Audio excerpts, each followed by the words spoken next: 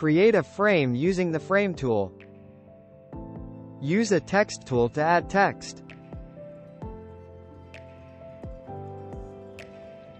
Add a rectangle using the Rectangle tool. Put this rectangle in a frame and change its color.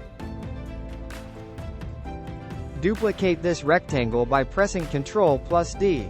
Move this rectangle to the right side.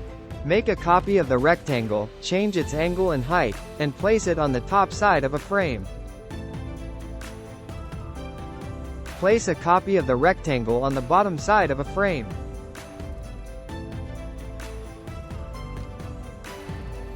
Move rectangle 1 in the downward direction. Move rectangle 4 towards the left side.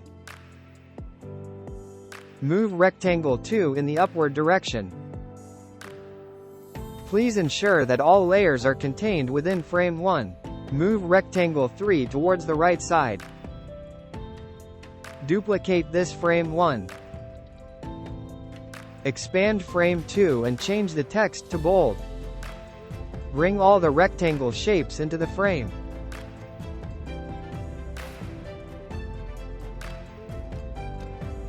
Select both frames and create a component set. Switch to the prototype and carefully follow the instructions for interacting with it. Okay.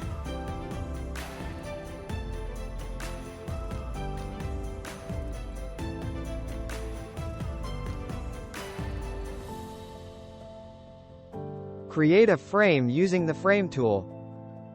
Navigate to the Assets section and drag the button element into the designated frame. Whoa, whoa. Here I come. Oh, here I come.